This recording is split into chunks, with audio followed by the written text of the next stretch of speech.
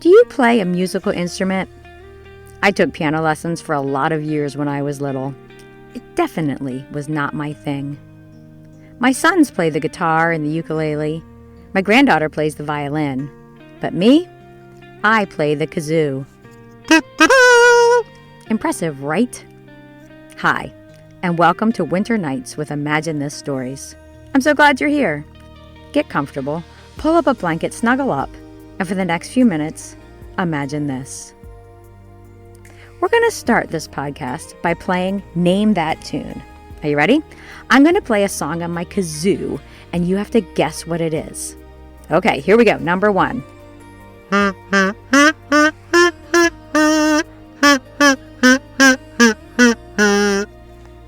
Did you say Twinkle Twinkle Little Star? Or the alphabet song, because they're pretty much the same. That's correct. Okay, are you ready? Here's the next one.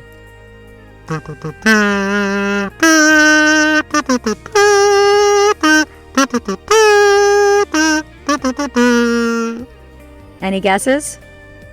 Star Wars. You're right. Okay, this one's a little tricky. We'll see if I can do it.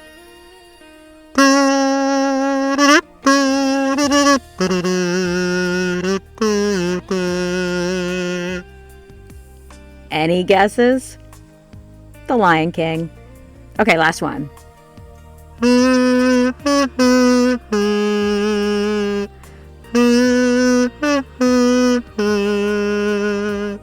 I'm pretty sure you know that one. Silent Night. Ironically, today's story is about the song Silent Night. I'm sure you sang it sometime over the last month or two. Probably in a church, in the dark, holding a candle. I love that. Let me tell you a little bit more about this song. A long time ago, over 200 years, there was a tiny village in Austria called Obendorf. It sat beside a quiet river tucked under snowy hills.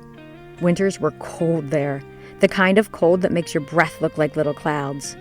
Are your winters like that? Mine are.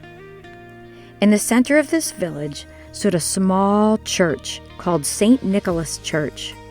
It was simple, with wooden pews and a tall steeple that had bells that chimed through the valley. In this town lived 2 friends, Joseph Moore, who was a priest, and Franz Gruber, who was a schoolteacher and the church organist. That means he played the organ at the church. They both loved Christmas Eve. They loved the candle lighting and the families and the music. But on this particular Christmas Eve, in the year 1818, something was wrong. Very wrong. That night, Joseph Moore went into the church and sat down at the big, beautiful pipe organ, the one they used for every song. He tapped a few keys. Nothing. No sound at all. It was completely silent.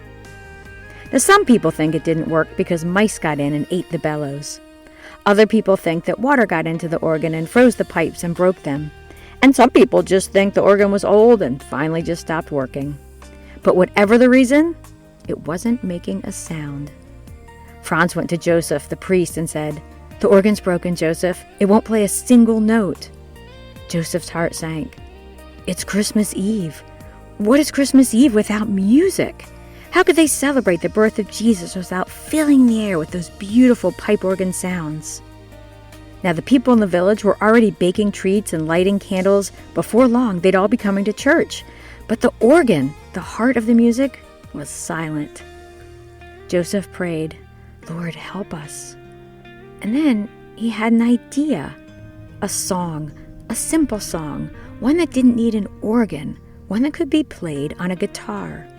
He hurried to the small room above the church and rummaged through a drawer until he found a poem he had written 2 years earlier. A poem about the peaceful, holy night when Jesus was born. Its first words were "Silent night, holy night."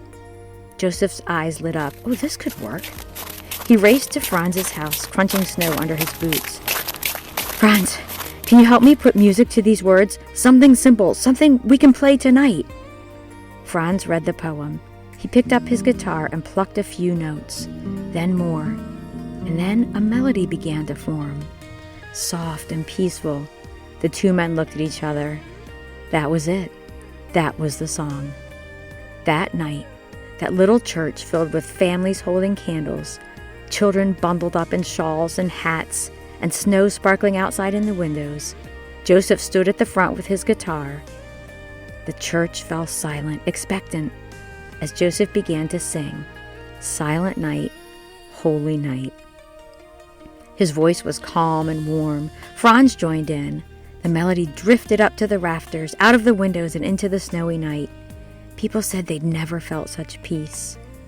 And just like that, because of a broken organ, a simple guitar song was born, a song that would one day be sung around the world, in cathedrals and homes, in many languages by children and grandparents, on snowy nights and warm nights, a song that reminds us that Jesus came in stillness and brought us peace. You know, this story of Silent Night reminds us that God can use anything, even a broken organ, to bring beauty into the world. Sometimes the things that go wrong become the beginning of something wonderful. So the next time you hear Silent Night, remember the tiny church and how God turned something that seemed to be terrible into something beautiful. Cool story, right? Want to hear something else cool? The song Silent Night has been translated into over 300 languages. From English to Swahili to Japanese, people all over the world sing it. It traveled around the world because of an organ repairman. When the organ was repaired months later, the repairman found the song and took it with him to other churches, and soon it spread across Austria, Germany, and beyond. And finally, the song Silent Night played a special role in World War I. On Christmas Eve in 1914, during the Christmas truce, soldiers on both sides stopped fighting and sang Silent Night across the battlefield in different languages. Cool. Thank you so much for listening today. I hope you're having a wonderful day. Please share this podcast with other people, and I look forward to talking to you again soon as we imagine this. Bye.